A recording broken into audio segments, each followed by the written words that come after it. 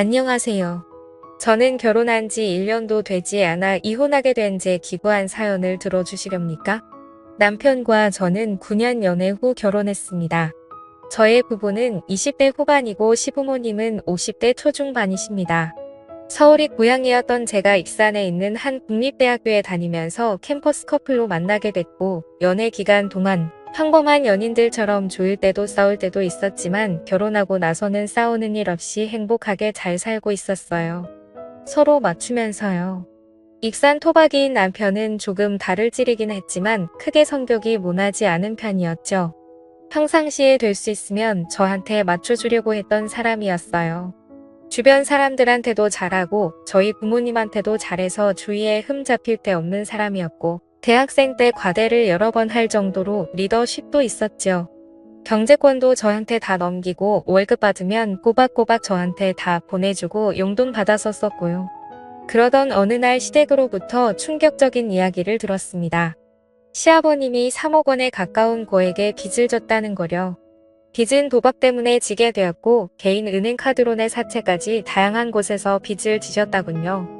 결혼할 당시 제가 알고 있던 빚은 살고 계시던 집담보 대출 1억 8천 정도뿐이었습니다. 시아버님 월급이 500만 원 이상이시고 시어머님은 가정주부세요. 대출받아서 살고 있는 집이지만 아버님 월급이 꽤 되고 도련님도 일을 하는 상황이어서 돈 들어갈 곳이 많지 않은 걸로 알고 있었습니다. 그래서 어느 정도 대출금 갚으면서 사시다가 은퇴하시고 주택연금 받으시면서 사시면 되겠다 싶었습니다. 그래서 크게 걱정이 없었습니다. 시부모님과 관계도 좋아서 같이 좋은 곳도 다니고 그저 평범하게 살다가 노후에 아프시면 도와드려야겠다 생각했었죠. 결혼할 때 시댁에서 딱 1,000만 원 집 구하는데 도움받았습니다. 친정에서는 더 해주고 싶어 하셨지만 시댁에서 1,000만 원밖에 못 받으니 친정에서도 1,000만 원만 받았습니다. 그리고 우리끼리 모은 돈에 전세 자금 대출해서 작은 오피스텔 전세집에서 시작했어요. 시댁에서도 그저 너희 둘이 잘 살면 된다고 알아서 잘 살으라고 하셨습니다. 돈을 안 해주셔서 서운하고 그런 마음도 전혀 없었고 그저 둘이 잘 살아보자 하는 마음과 희망으로 시작했습니다. 그리고 결혼 전에 남편이랑 이야기했던 대로 저는 직장을 그만두고 하고 싶은 일을 시작했습니다. 퇴사할 때 퇴직금으로 3천만 원 정도 받아서 경제적으로 무리될 부분은 없었습니다. 그래서 한 달에 100 정도씩 적금하고 알뜰살뜰하게 살림하면서 잘 살고 있었어요. 둘이 문제 될 것 전혀 없었습니다. 그런데 3억 빚이라는 일이 터져버린 거죠. 처음에 소리 들었을 때는 그저 황당했습니다. 도박으로 빚을 3억이나 졌다는 게 어이가 없었고 시아버님을 그렇게 안 봤는데 배신감이 들더군요. 진짜 아버님이 어떤 분인지 남편 통해서 물어보기도 하고 결혼 전에 자주 찾아뵙기도 했었거든요. 그때는 정말이지 재테크에 능하지 않으실 분 가정적이고 능력있고 좋은 분인 줄로만 알았는데 도박꾼이라뇨. 생각해보면 이상하기는 했습니다. 그렇게 월수익이 많으시고 지방인데도 집의 70% 이상이 대출이라는 게 의아하긴 했었어요. 허나 사정이 있겠지 다른 재산이 있겠지 싶었는데 그게 전 재산이었다니. 그런데 이제는 그마저도 날리게 생겼다니 시댁에 가서 이야기를 들어보니 급한 게 사채였습니다. 사채업자들이 계속 아버님 회사 찾아오고 어머님한테 전화하고 해서 두 분 다 정신적으로 많이 힘드신 게 같았어요. 결혼한 지 4개월밖에 안 된 우리에게 돈 좀 해줄 수 있냐고 하시더라고요. 둘이 있는 돈 없는 돈 그간 모은 돈 모두 탈탈 털어서 결혼한 게 아시면서 말이에요. 얼마나 급하면 그러실까 싶고 일단 급하게 갚아야만 될 것 같아서 900만 원 해드렸습니다. 남편이 저랑 동갑이라 늦게 취업했고 결혼 준비 기간 동안 월급 받은 것까지 다 털어서 결혼 준비해서 남편은 모은 돈이 하나도 없었어요. 그래서 제 퇴직금 일부 들여서 사채 기질 해결했습니다. 그리고 아버님이 회사 돈도 건드리셨다고요. 2,500만 원 정도를 말이에요. 한마디로 공금 행정을 하신 거죠. 그게 급하게 일부 해결하느라 부모님이 카드 대출 200만 원을 받으셨는데 만기일이 다가온다 하셔서 또 200만 원을 그런데 은행뿐만 아니라 카드 대출 이자가 너무 세서 매달 원금과 생활비 이자까지 나가는 돈만 500만 원 이상이었습니다. 아버님 월급이 500만 원 정도인데 그냥 다 나가는 거죠. 사면서 받은 대출도 원금이랑 매달 나가는 돈이 커서 집 팔고 회생이나 파산을 하자고 아버님 말씀드리니 아가야 시애비 무시하냐. 나 아직 그렇게까지 인생 막장 아니다. 집은 있어야 된다. 라고 하시면서 거부하셨습니다. 그리고 한 달 정도 뒤에 회사 돈 건드린 게 남은 2,300만 원을 메꿔야 했습니다. 근데 돈이 없는데 어떻게 그걸 메꾸겠어요. 결국에 어머님이 또 카드 대출을 받아서 해결했습니다. 처음에는 공금의 명으로 감옥을 가던 말던 알아서 하라고 하시다가 그래도 회사는 다니게 해줘야 하지 않겠냐 해서 어머님이 카드 대출을 받으신 거라 했어요. 그리고 또 한 달 뒤에 도저히 안 되겠는지 아버님이 회생을 알아보시더군요. 이게 아버님 회사 회장님 귀에까지 들어가됐고 회사 돈 손댔던 사실도 도 회장님이 알게 되면서 회사에서 잘렸습니다. 회생을 해도 6천만 원 정도는 알아서 갚으셔야 된다 하시대요. 그렇게 직장에서 잘린 이후에도 정신을 못 차리시고 매일 어디를 다니시는지 매일 밤 담배 냄새에 찌들어서 돌아오셨고 어머님이 도 대체 당신 어디 다녀왔냐 따져 물으시면 생활비가 필요해서 돈을 좀 벌려고 다니고 있다고 하시면서 되려 숨막히게 하지 말라며 어머님께 화를 내고 집을 뒤집어 놓으셨습니다. 그 돈은 어찌 갚으시려고 하시는 건지 답답하더라고요. 그 후 어머님은 결국 집을 파셨고 집 사면서 은행에서 받은 대출금 갚고 나니 수중에 몇 천만 원만 남더라고요. 아버님이 운명했던 회사 공금 갚느라 어머님이 받았던 대출을 그 돈으로 해결하고 할머니한테 빌린 돈도 있어서 1,000만 원 갚고 복비 이사비까지 지출하고 나니까 결국에 남은 돈이 1,000만 원 정도였습니다. 아버님은 언제부턴가 집에 들어오지 않는 날이 들어오시는 날보다 많아지셨고 어느 순간부터 집에 들어오지 않으셨습니다. 어머님은 아버님 생각만 하면 지긋지긋하다고 집에 오면 바로 이혼 도장 찍으라고 할 거라고 이혼 서류까지 준비해 두시고는 칼을 가셨습니다. 그렇게 집을 팔고 도련님이 얻은 저렴한 빌라에서 도련님이 벌어오는 돈으로 어머님과 도련님 둘이서 생활하기 시작했습니다. 처음에는 같이 으쌰으쌰 해결해 나가려고 자식들이 아버님께 연락해서 계속 어디시냐고 물어도 보고 싸워도 보고 했는데 고집이 있으셔서 마음대로 하시고 도대체 뭘 하시는지 어떻게 생활하시는지 상황 돌아가는 것도 이야기 안 해주셔서 포기했습니다. 그냥 열심히 일해서 돈 벌고 있다고만 하셨어요. 이렇게 해서 어찌어찌 아버님 포기하고 도련님 어머님만 산다고 해도 서로가 걱정이었습니다.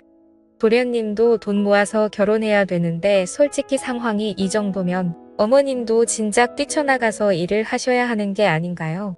자꾸 비가 오면 온몸이 뻐근하고 날이 좋아도 몸이 안 좋다고 하시면서 본인 하시고 싶은 일자리를 고르고 계시더군요. 제 생각에는 그런 거 따질 때가 아닌데 말이에요.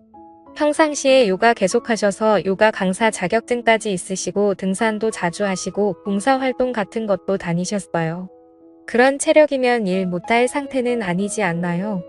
저희 부부가 좀 도와드릴 수도 있지 않았냐 하실 수도 있는데 저는 결혼한 지 1년도 안 돼서 1,100만 원 해드린 상태라 더 해드리고 싶지도 않고 해드릴 수도 없는 상태였어요.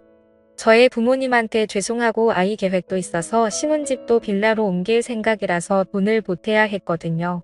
부모님한테도 보태드린 돈 시부모님한테 더 해드리고 싶지 않았습니다. 남편도 그 부분에 동의했었고 미안해했습니다.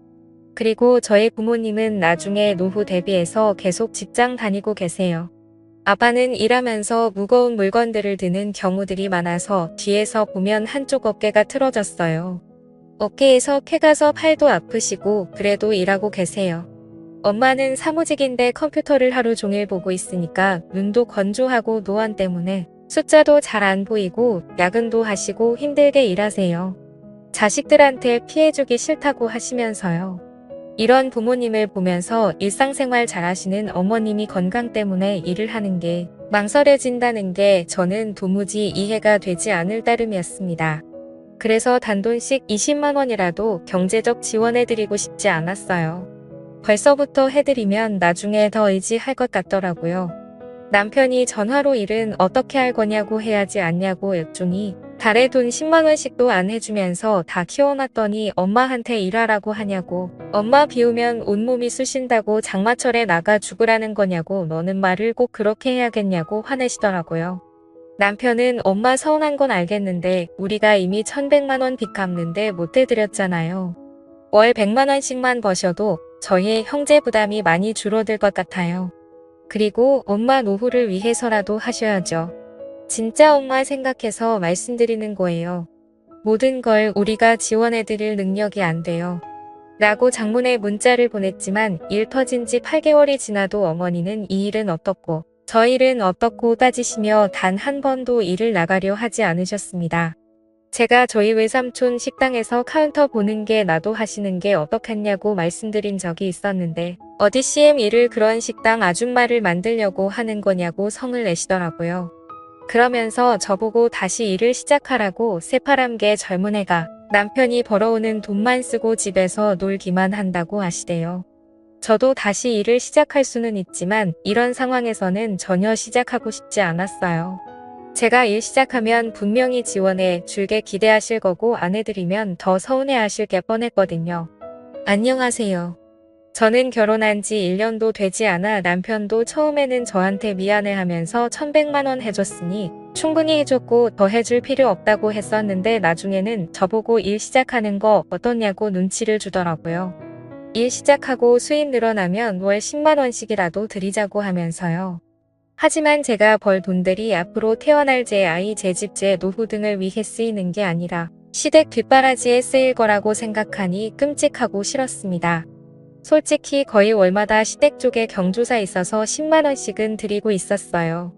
친정 쪽은 생일, 어버이날, 명절 때만 드렸고요. 귀한 딸 힘들게 키워놨더니 시댁 뒷바라지나 하는 거 보시면 저희 친정 부모님이 얼마나 속 터지시겠어요. 그런 모습 보여드리고 싶지도 않았어요. 친정집에서 김치 얻어가는 것도 죄송했습니다. 친정에서는 뭘 계속 주려고 하셨는데 그럴 때마다 속상했어요. 있을 때 잘해드리지라는 말도 하실 수 있어요. 하지만 저는 이런 끔찍한 상황은 아버님 어머님이 만드셨다고 생각해요. 아버님이 회사 핑계대고 모아놓은 돈을 계속 가져가셨어요. 적은 돈도 아니고 큰 돈 몇백 천만 원 이런 식으로요. 근데 그때마다 어머님은 그냥 방관하신 거예요. 아버님 성격이 워낙 큰 소리치고 그런 성격이라 싸우다가 포기하고 놓아버리신 거죠. 그리고 그 방관이 그 상황을 만든 겁니다. 그렇기에 두 분이 열심히 해결할 의지가 있어야 된다고 생각하는데 아버님 위에 말씀드린 상태이시고 어머님은 본인은 마냥 피해자라고 생각하시고 그래서 의지가 안 보이니 추가적으로 지원해드리고 싶지도 않고 그러더군요. 밑 빠진 독에 물 붓기라는 생각만 들어서요. 남편이 점점 힘들어 하더라고요. 처음엔 티를 안 냈는데 날카로워지고 밤에도 술 먹고 늦게 들어오고 새벽에 들어오는 날도 많아졌습니다. 부모님은 부모님대로 아내인 저는 저대로 남편한테 화내고 하니까 속상해서 저러나 했어요. 남편은 아버님이 말씀하시기 전까지 정말 이런 일에 대해서 전혀 모르고 있었다고 했거든요. 평소에 경제적인 부분에 크게 관심이 없어 보였어요. 저한테 경제권을 완전히 맡겼었고 돈에 대한 욕심도 전혀 없어 보였고 소소하게 우리가 할 수 있는 선에서 열심히 살면서 살림을 꾸려나가자고 했었어요.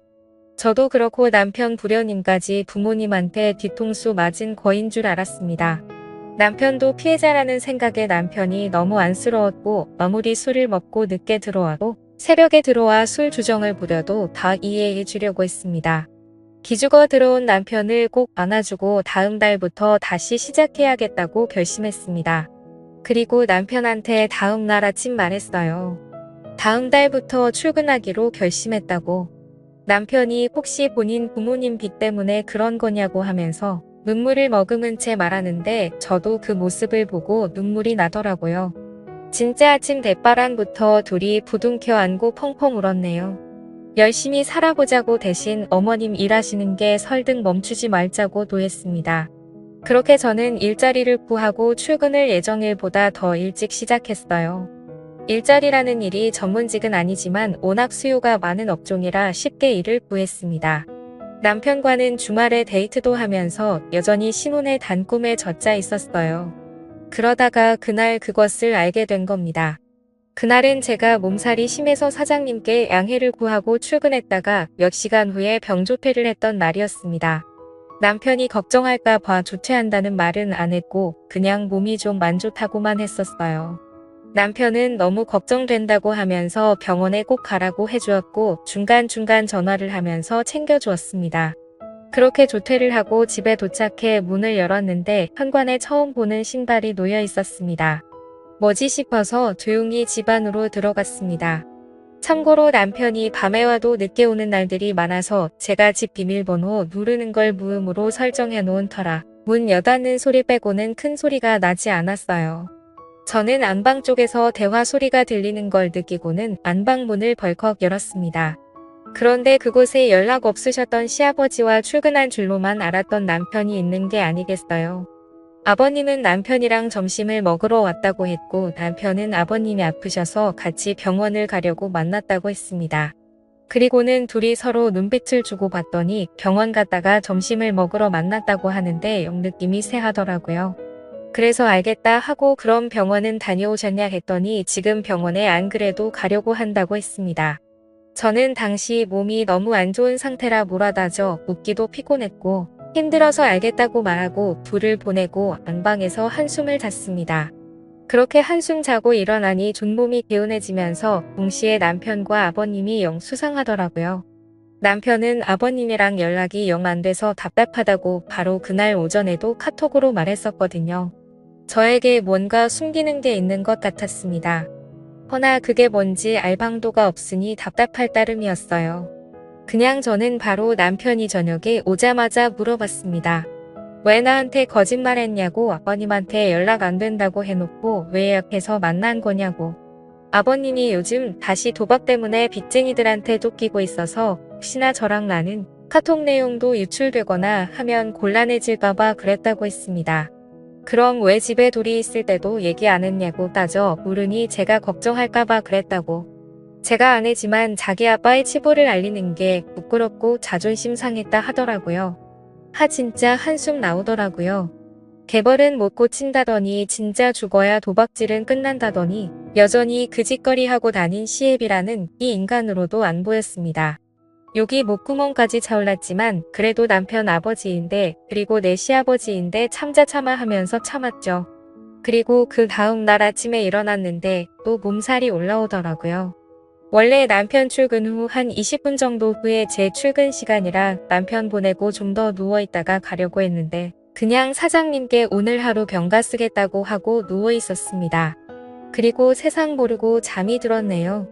그런데 무슨 소리가 틀려 잠에서 깨보니 거실 쪽에서 남편 목소리가 들렸습니다. 뭐지 벌써 남편 퇴근 시간인가 하고 시계를 봤더니 겨우 오전 10시더라고요. 뭐지 싶어 안방에서 숨죽이고 남편의 통화 내용을 듣는데 뭐라 잘 들리진 않았지만 대충 오늘은 좀 일찍 갈 수 있습니다. 거기서 뵐게요. 오늘은 좀 늦게까지 가능합니다. 뭐 이런 말들이 틀렸어요. 저는 뭔가 남편이 나를 속이고 있구나 싶었습니다. 그러다가 남편의 목소리가 제가 있는 안방 쪽으로 가까워지는 걸 느꼈고 저는 안방 옷장 속에 몸을 구겨 넣었습니다. 남편은 안방에 들어와서도 한동안 통화를 하는데 묘간 이상한 게 아니었어요. 오늘은 어제 잃은 걸 다 만회할 거라느니 오늘 성과급이 나와서 주머니가 빵빵하다느니 이런 말들을 하는 겁니다. 저는 촉이 오더군요. 남편이 나가는 소리를 듣자마자 저는 옷을 대충 갈아입고 모자를 놀려 쓴 채 남편의 뒤를 따랐습니다. 2층 오피스텔이라 계단으로 급하게 따라 엘리베이터를 따라 내려가니 남편이 급하게 걸어서 어딘가를 가더라고요. 저도 따라갔습니다.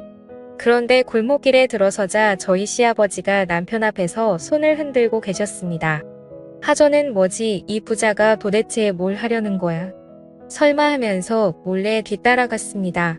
다행히 저인 걸 눈치 못 챈 것 같았고 둘은 뭐가 그렇게 신났는지 열심히 한 5분을 걷더니만 집 근처에 있는 한 모텔로 들어갔습니다.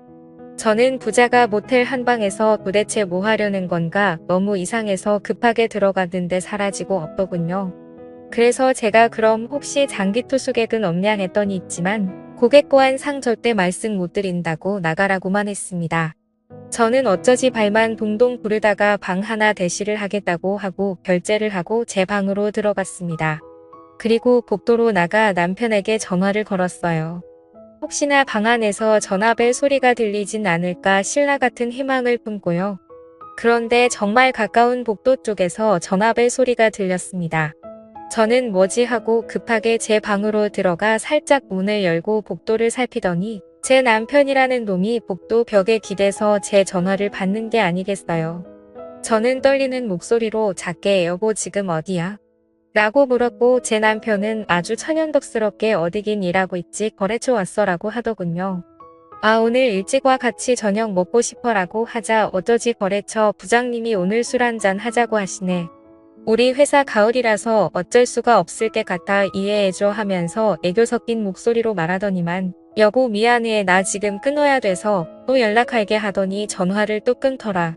저는 문틈 사이로 남편이 들어가는 방향을 캐치한 후 바로 나와서 그 방 문을 미친 듯이 두드렸습니다. 그랬더니 한참 뒤 남편이 아니라 우락부락한 목부터 팔까지 문신이 도배된 남자 한 명이 문을 열더니만 자증스러운 목소리로 누구냐고 묻더군요. 저는 바로 그 방 안을 스캔했습니다.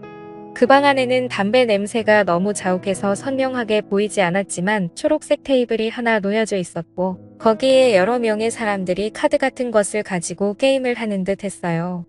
제가 거기에 서서 한참을 멍때리자 저를 발견한 남편과 시아버지라는 작자가 그 테이블 아래에 급하게 숨더군요. 진짜 그 모습을 혼자 보는 게 아까울 정도로 어이없고 웃겼습니다. 웃으면 안 되는 진짜 심각하고 화나는 상황이었는데 웃음이 나오대요. 저는 죄송합니다. 잘못 왔습니다라고 말한 후 바로 제 방으로 급하게 들어와 경찰에 신고를 했고 경찰은 바로 그 모텔 방을 급습해서 제 남편과 시아버지를 비롯해서 일당들을 검거했습니다. 그리고 경찰서에서 알게 된 사실이 남편은 시아버지의 도박을 모른 게 아니라 함께 해왔었고 그간 도박 빚은 시아버지 혼자의 빚이 아니라 함께 빚은 거였던 겁니다. 그래서 어머님도 저희가 그 빚을 갚는 게 당연하다고 하셨던 거고요. 저는 사기 결혼으로 고소하려 했지만 변호사는 그저 이혼 소송과 위자료 청구 소송 정도만 가능하다고 하셨고 긴 소송 끝에 결국 잦은 위자료 몇 천만 원을 받게 된 게 전부입니다. 아무것도 남지 않은 제 1년 동안의 결혼 생활 찢어지고 찢긴 가슴은 1년이 지나도 10년이 지나도 나아지질 않을 것 같습니다. 가족 사기단에 속은 제 이야기. 제가 생각해도 소설 같고 드라마 같네요. 제 암담한 사연을 들어주셔서 감사합니다.